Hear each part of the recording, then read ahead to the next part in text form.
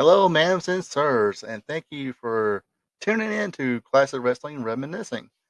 This might be a little bit of a long one, but I'll try to keep it as short as I can. Uh, if you notice, I love just talking about the classic stuff. Um, anyway, I'm Ron Ray, your boy with a cornbread accent, and on this episode of Classic Wrestling Reminiscing, I felt it was just fitting that we covered the very first WrestleMania. But before I get started, if you folks wouldn't mind, hit the subscribe button, notification bell, drop a like, share with friends, share with enemies. Okay, now that's out of the way. Let's let it rip. And let's start off by saying, back in the day, pro wrestling was a sport that was ran by regional promoters and was garnered by the National Wrestling Alliance (NWA). Each promoter had their own territory, which was either a town or a few towns in neighboring states, and they agreed to not never invade with each other. Even Vince McMahon, he had the New York territory. Vince McMahon Senior, excuse me, had a New York territory, and even though he pulled away from the NWA in 1963, only to rejoin it in 1971, he never he kept in his own territory. He never tried to go national and invade anybody else. Uh, Maybe we'll dive into and and the way he treated other territories at another time. But from what I gather from watching shooting interviews, he treated all the territories pretty good. If there was some talent he liked, like I remember the Bill Watts shooting interview, he wanted Stan Hansen, who was working for Bill Watts. He wanted to come to New York, work with Bruno, and Stan was going to go whether Bill Watts wanted him or not, and all these you know promoters knew it. But Vince was, Vince Senior was nice and said, okay, thank you for giving me a heads up. You know, he would give him the heads up so he can finish their storyline or angles up. That way, within 2 to 4 weeks, that way they go off to New York. But Senior would help them out because he did the promoting. He was kind of like the agent of Andre the Giant. He said, thanks for cooperating. I'll see Andre for a week, and that was a week of sellouts because Andre the Giant was just a huge attraction. Just having him on the bill, you know, everybody wanted to pay to, especially at that time, people would just pay to just to see him. Um, but anyway, I digress. Um, but when Vince McMahon Jr. wound up buying the company from his dad in 1982, and of course, as we know now, he had different plans. He wanted he wanted to take over the world. And what he did, he went around all the territories and basically grabbed up as many of the top stars as he could to join his World Wrestling Federation. Uh, and in 1984, he got the man who would become the biggest star, and that was Hulk Hogan from the AWA. Uh, so now he had the biggest star. He wanted to have the biggest event and one that would, hopefully eclipse NWA Starrcade that started in 1983. Those events were hosted by the Jim Crockett Promotions. Uh, and of course, his event, Vince's event, he would wind up calling WrestleMania. So on March 31st, 1985, I know while I was rewatching this, it said 25,000, but when I looked it up, it wound up being 19,121 people were inside Madison Square Garden, as well as they did a closed circuit, about 1 million people. They did closed circuit viewings in a few of the arenas across the United States. Sorry, I had to take a little cough break. Uh, and these all these people would wind up witnessing what he called the greatest wrestling event of all time, and of course that being the very first WrestleMania. And we opened the show with, of all people, Mean Gene Okerlund singing the national anthem. Uh, he did all right. He got try to get everybody involved in singing it, and you can definitely see he had the words to the songs written down and kept looking at it. Uh, but this was like one of only two times. Now, if you watch my Wrestling Trivia Tuesday, you'll see what the other one time was. But this was at the first time they used the national anthem, Star Spangled Banner. Every time after this, except for one other time, uh, they'll have a guest performer uh, sing America Beautiful. And apparently at this time they had a big time singer to come in to sing the national anthem, but that person didn't show, and apparently they never released the name or anything about who was supposed to be there. Uh, in this event, we had Gorilla Monsoon, which they kept calling Gino Monsoon, and Jesse Ventura did a color commentary. Of course, Gene Oakland did the backstage, and Alfred Hayes were the interviewers. And this basically, was your broadcast team at the time. And the first match of the very first WrestleMania is Tito Santana versus the Executioner. The Executioner at this time was actually played by Playboy Buddy Rose, who has success in the AWA as one half of the tag team champions with Doug Summers. May stars of a little tag team called the Midnight Rockers, who consisted of Marty Jannetty and Shawn Michaels. Um, and of course, Buddy Rose was a big star in the Portland territory. This, however, was Tito's second stint in the WWF. He had you know, been there for, I think he had wrestled the AWA, Georgia, of course, I think played Texas. He went around the territories. Um, in his first stint, he was actually one half of tag team champions, I believe, with Tony Guerrero. Uh, so couple, and this is his second stint, which he'll stay till I believe 93 or so. I did not jot that down, but anyway, he was at the time eyeing Greg Valentine and the Intercontinental Championship. Uh, he has definitely wanted to get his title back and get revenge for the injury on his knee. Uh, the Executioner did a backstage interview before the matches, and he vowed to re-injure Tito's leg. But of course, he would try, but would fail. Uh, in the end of it, Tito handed him with that flying forearm and slapped on the figure four, and the Executioner said, "No more, I quit." And which at the time, if you ever watch these old things, they didn't tap out. Uh, they didn't start doing the tapping out thing until MMA became a thing. Um, but he just told the referee, "Uncle, I quit. I concede," as Gordon Sully would say.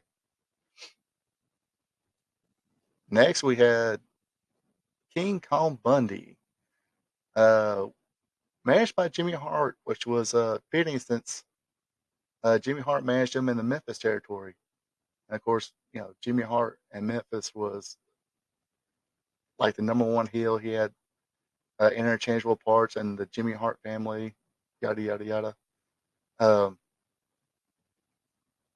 of course, King Kong Bundy would be a member of the Bobby Heenan family, thanks to a little trade. I think it was Bundy for I forgot who he had.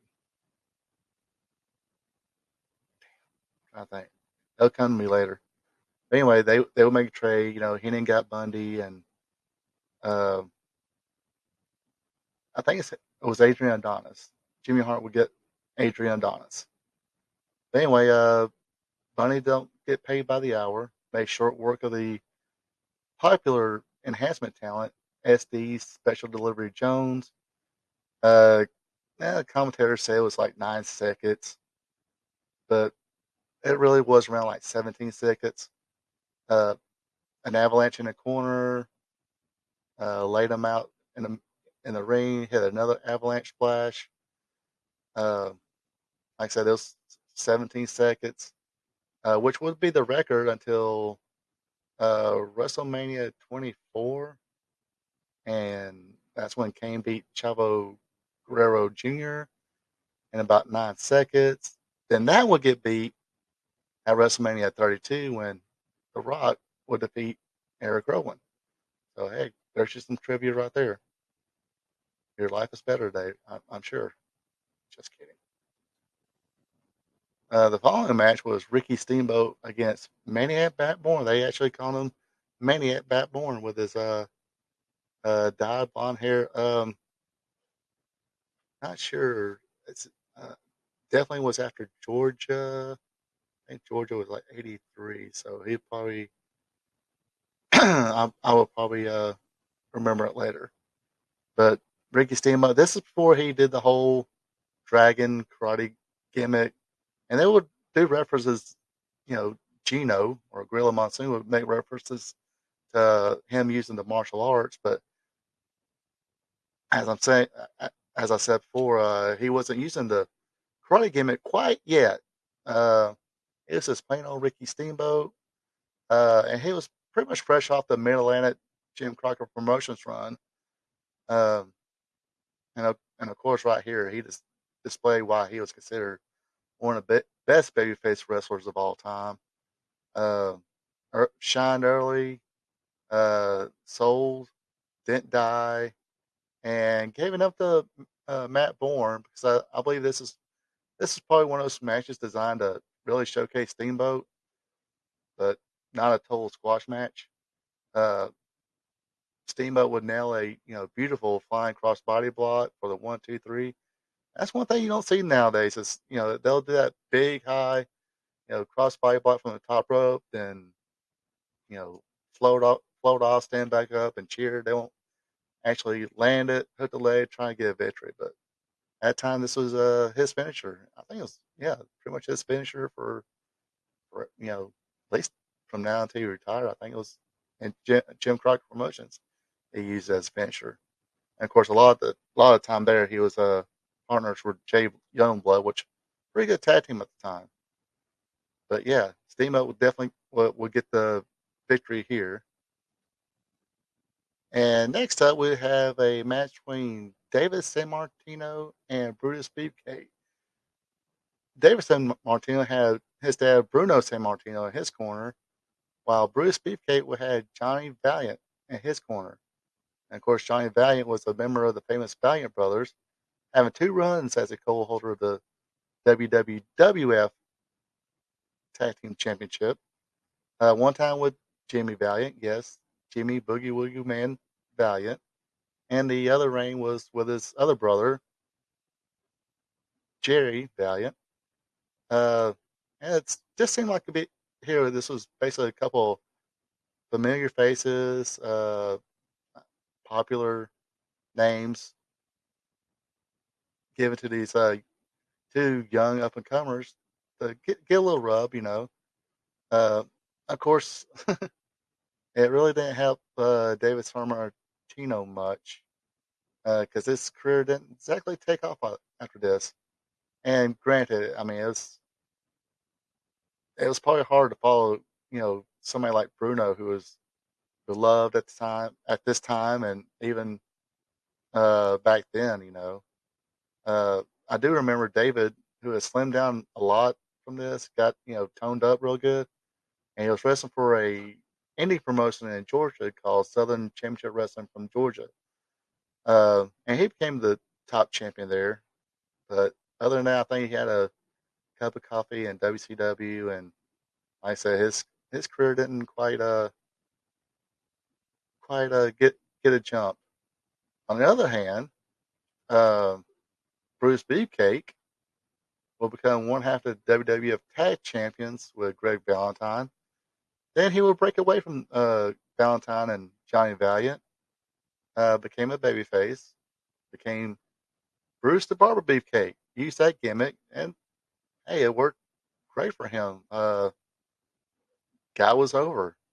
Unfortunately, though, he was involved in a parasailing accident that really you know uh, basically crushed his face. Pretty sure you can go to in an interview he gave or uh, Bruce Pritchard was pretty graphic with on his podcast talking about Bruce Beefcake and the injury. But he did try and make a few comebacks in WWF and WCW as different gimmicks, but it didn't last long. Uh, but this match wound up being kind of pretty much a smoz, double DQ. Both Bruno Sammartino and Johnny Valiant got involved. Uh, Johnny wound up body slamming David on the floor. That got Bruno involved, and Bruno and Johnny both got in the ring, causing the double disqualification, which I don't think the crowd minded that one. That was just seemed like they were glad that one was over. No offense to Bruce Beefcake or David Sammartino, the people or the fans of theirs. And now we have our first title match of the night. Junkyard Dog, the challenger, going against the Intercontinental Champion, Greg the Hammer Valentine. Uh, and of course, mentioned before, he was kind of feuding with, or was about to feud with Tito Santana. I guess it was, setting that all up because Tito was wanting revenge and uh, won his title and revenge. But here he's defending against Junkyard Dog. Junkyard Dog was a huge star in Bill Watson's Mid South territory and would become quite the attraction going to other territories like the Dallas territory, Atlanta territory. Uh, work a few shots, you know, have a good house, but uh, Miss he was still have Mid South as his home territory until, of course, like I mentioned before, Vince McMahon made a call and gave a call to him, say, "Hey, come to New York, make some big money." Um, and of course, Greg Valentine is was one of the four guys who were actually in the original Starrcade '83. The other three being Ricky Steamboat, Bob Orton Jr., and Roddy Piper. Um, this not really a confusing ending. This I guess is save have everybody save face on this one. Greg Valentine used the ropes to get the pin, but Tito Santana ran down, snitched on Valentine. Match was ordered to restart. I guess Valentine said, "Forget this." Got counted out. So your winner was Junkyard Dog. Unfortunately, it was by count out and didn't go home with the title. So I'm pretty sure fans were disappointed by that one. But like I said, Junkyard Dog, he was a very, very popular. Now we have tag team action here for the WWF Tag Team Championships. U.S. Express, Barry Windham and Mike Bertono went up against Nikolai Volkov and the Iron Sheik. And looking back on this, this is probably like the best match of the night. Uh, Rotundo and Wyndham, who are brother-in-laws, both came from the Crockett's. Um, I think the story was the payoffs weren't that good. And going back watching like the old Mid Atlantic at the time before he left there, it looked like he was getting almost like the Man MTA push. It was getting quick victories. Rotundo, I think, was there too for a short time. Um, but anyway, again, they didn't like those small payoffs. Vince, offered bigger money or the opportunity to make bigger money, but that's the way it happens. Babyface shined at first. They got some heat on Rotundo, hot tag to Wyndham, Bulldog for a 2 count, but oh no, she came in, broke up the pin. Rotundo goes after Sheiky Baby. Riff will pull Rotundo away, giving the Iron Sheik the opportunity to nail Barry Windham with uh, Freddie Blassie's cane. Uh, that would knock Barry Windham out. Volkov would get on top. 1, 2, 3. We have new tag team champions, and that's the Iron Sheik and Nikolai Volkov. And sorry to forget the fact that the U.S. Express at the time was being managed by Captain Lou Albano. Iron Sheik and Nikolai Volkov was being managed by Classy Freddie Blassie. Uh, two, just hangers on, and and the whole they both work for senior and junior. Um, but had no fear though. The U.S. Express would wind up winning the tag team titles back in July, only to lose them to Brutus Beefcake and Greg Valentine around August of '85. Uh, Barry Windham, didn't like to travel that much. He left. He was replaced by Danny Spivey. It didn't the Danny Spivey and Returno didn't get over as well. Then of course Returno wound up leaving. Both went to the Florida territories and made their way back up to Jim Crocker Promotions before it became uh, before Ted Turner bought it and all that uh, all that mess. Uh, and of course, let's not forget Mike Returno is the father of Bo Dallas and Bray Wyatt. And of course, that makes Barry Windham their uncle. So uh, a lot of talent inherited those guys, uh, and those two guys I thought were pretty talented in their own right. Next up was Big John Studd against Andre the Giant, and like I mentioned before, Andre was just a huge attraction back in the day. I think Andre was starting to lose his step. The injuries was really starting to take over, and uh, the um, can't remember the name, the giant disease, whatever. I think that's really what's starting to affect him. Back problems, of course, the weight gain and everything didn't help. Anyway, the story of this match was Big John Studd, uh, claiming no one could body slam him, and if anyone could body slam him, they will receive $15,000. Of course, Andre took him up on that challenge and said, "Hey, if I can't do it, I'll retire." And this was, usual big man Andre type match. In the end, Andre wound up picking up Big John Studd, body slamming him, winning the match. That's all he had to do to win the match, just body slam him. He started throwing the money out in the crowd, but Bobby Heenan grabbed the bag and ran off.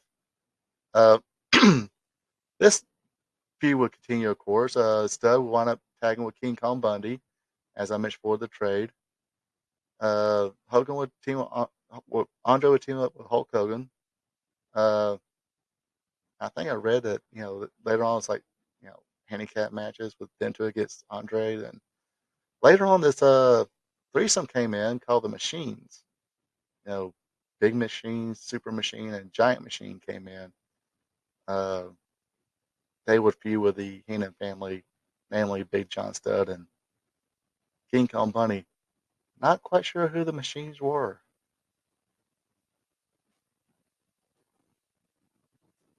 Anyway, to have a women's title match, the champion Lalali Kai with the Fabulous Moolah in her corner, defending against Wendy Richter, who has Cindy Lauper in her corner.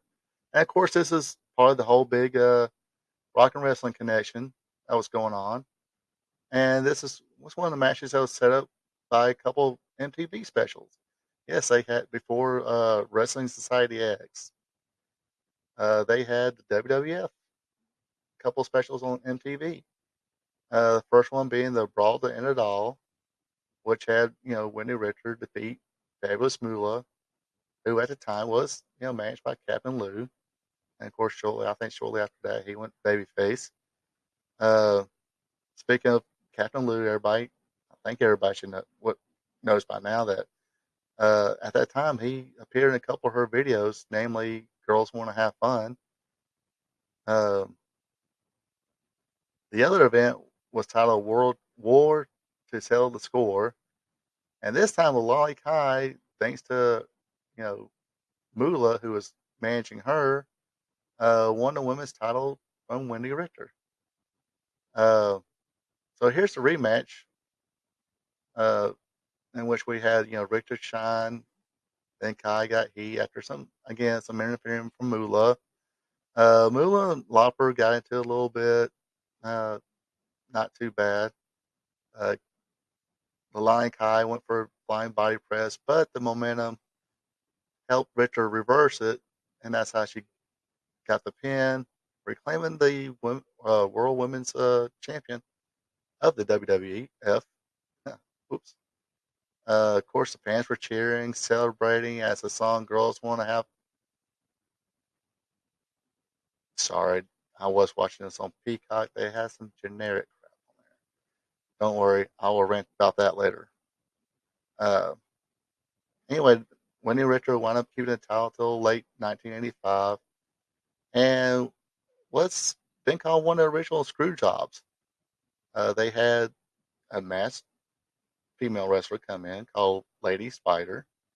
Uh, she was able to get Richter down, held her down, just basically held her down. I mean, you see her, if you ever see the tape or the video, you see she's kind of flopping around, don't really have her shoulders down. The ref just went down, counted three.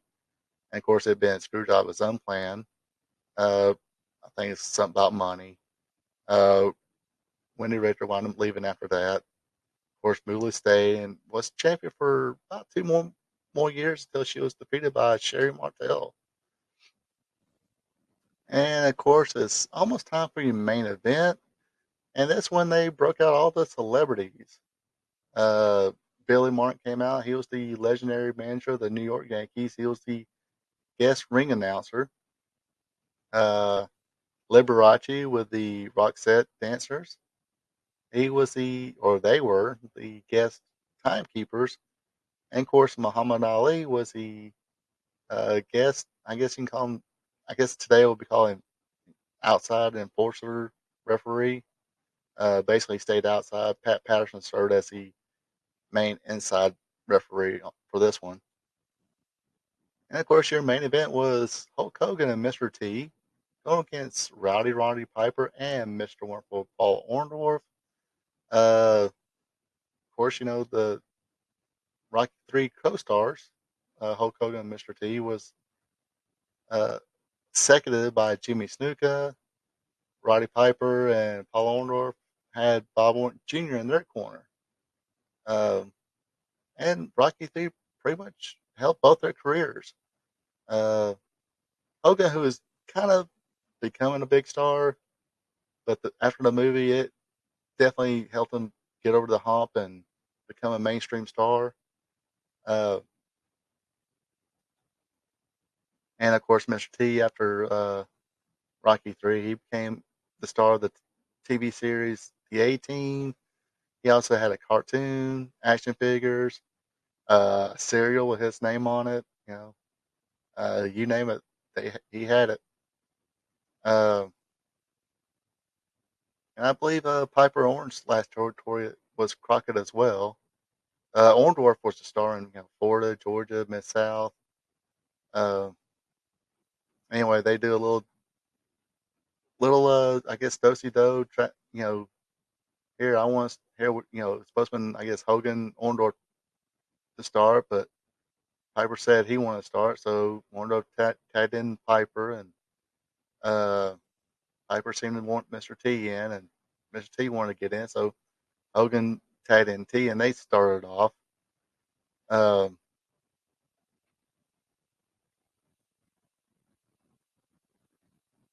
then of course it didn't really take long for all four people to get involved, and of course Ali would get involved too.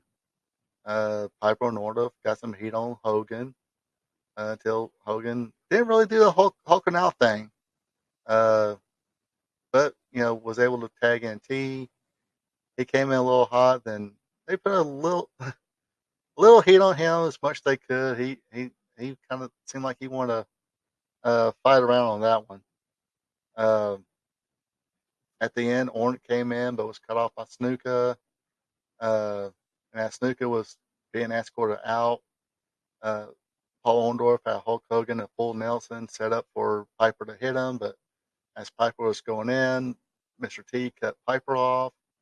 Orton was on the top rope. He came off the top rope. Hogan turned, which caused Orton to hit Paul Orndorff for that, for that cast, for that, injury he had for a long, long time. Hogan got on top, 1, 2, 3. Your winners were Hulk Hogan and Mr. T. Uh, Piper Orton upset, left Orndorff behind. Mr. T, checked on him, and when Paul got up, he was ready to fight everybody. And from what I heard, Paul could whip everybody. Uh, this was, kind of set up the babyface turn of Paul Orndorff.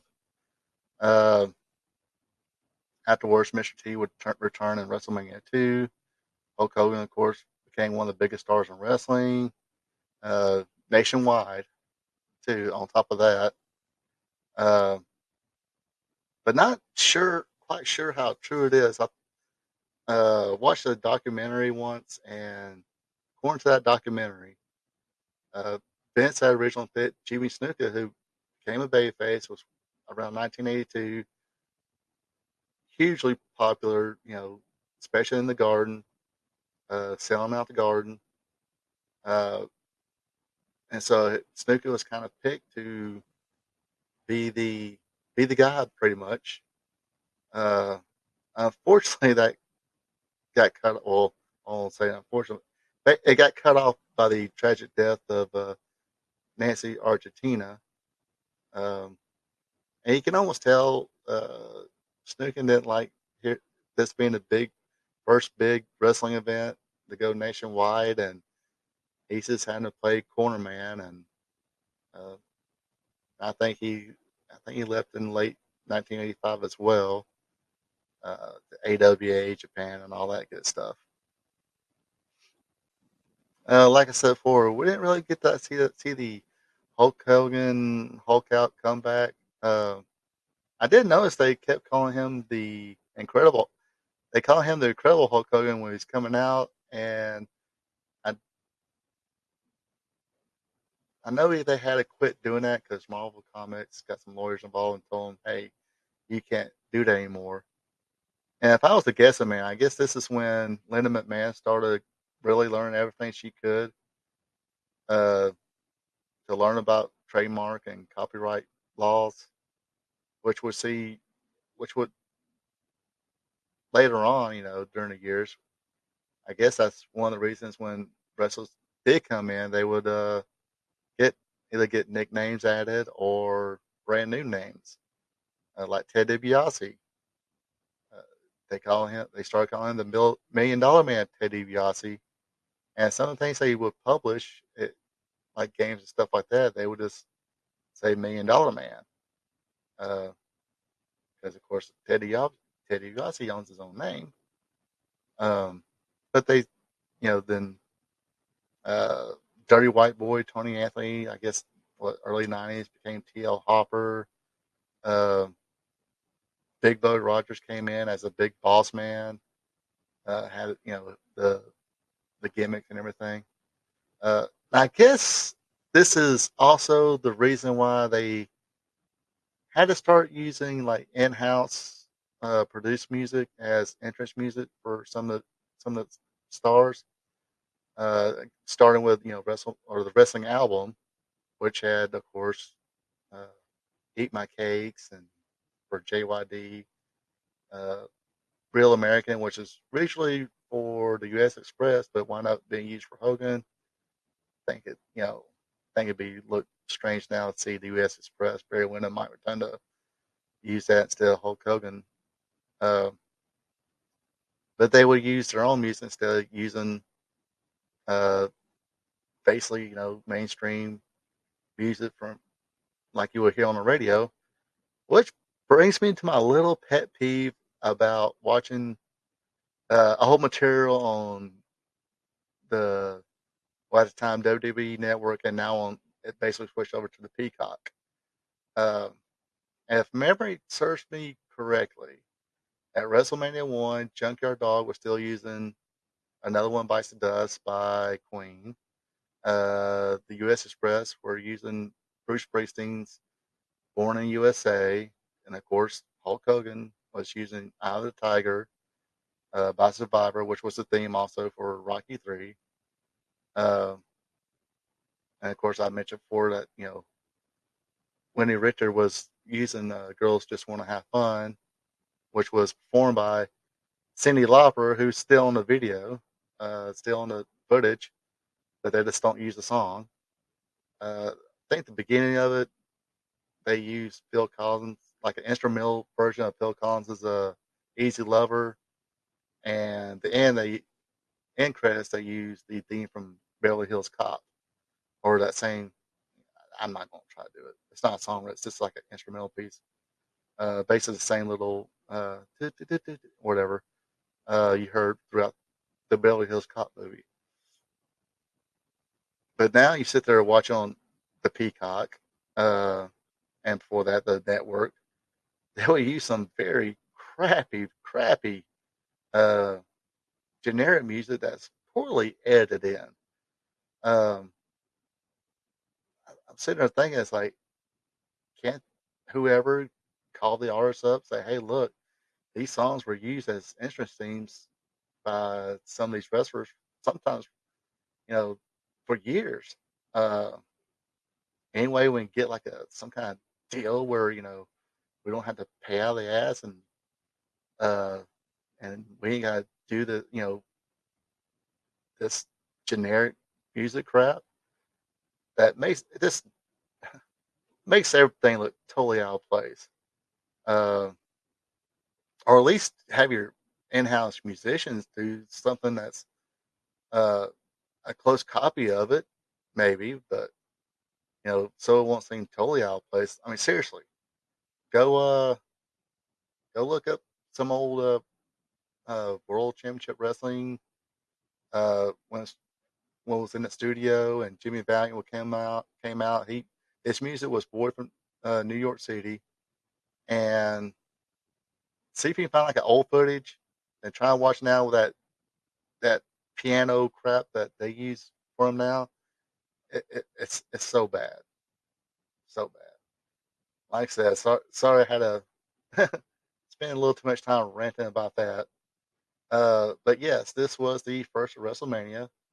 Uh, it goes on today. It started from this arena, Madison Square Garden. Uh, now it's in stadiums. Texas Stadium. They're going uh, the stadium that the Buccaneers played in, and Tampa and Orlando stadiums. The MetLife Stadium, New York. It's not just in the 19,000 people arena. It's in you know 50, 75, 100,000 seat arenas. Um, but this was a huge gamble for Vince McMahon at the time. Uh, let's not forget he tried a few things that didn't pan out too well. Because at this time he wasn't the multi-billionaire and definitely wasn't the billionaire he is now. Um, and later on he tried things and it kind of failed. But this was kind of a huge gamble, and good for him. It did pay off. Uh, sucked for the people in the territories because this was kind of the beginning of the end of the territories. As soon as somebody got hot, he picked them up. Uh, or they some of these guys would stay along as long as they could, but you know the business didn't really drive as far as through the territories at the time. Um, and the wrestling in this event was somewhat dated. It was that New York style, which people like me were I always some because like I said, when I watched a little bit of wrestling growing up, but I think around in the 85, 86, or yeah, in the 85, I started really paying attention, and I did watch Hulk Hogan at first because it was national, but it's like, yeah, okay, that's not it. It's I say Hulk Hogan was that gateway drug, and then watch Crockett and all the other promotions. That's the thing that got me hooked. Um, but again, the tag title match to me was probably the best match. Main event wasn't too bad. Um, but yeah, that's basically the first WrestleMania in a nutshell, in my opinion. Uh, personally, I'm actually looking forward to this year's. This year's looks like a pretty good card. Uh, but as far as this reminiscing time, that would do it for me this at this time. This time. Anyway, uh, hope you enjoy watching this. And like I said, I do enjoy watching or do enjoy talking about old school stuff. I'll probably, go on and on talk about old school stuff. But then I'll start talking about other crap or other promotions and stuff like that. But thank you people for watching and taking the time to watch this. Feel free to leave a comment. I love to, chat back and, talk about this old school stuff. Leave some of your memories from the first WrestleMania. Uh, Definitely love reading them. Again, do the like thing and subscribe. And other than that, until next time, you folks take it easy and have a good one. Where's the stop button? There it is. We here at RP Tube Vision would like to thank you for tuning in. Don't forget to like, subscribe, and share. Also check out friends of the show Ecolife and Natural for home-crafted candles, hand cloth, and other home and personal goods. Look them up on Facebook. Link will be available below the video. That is Ecolife and Natural.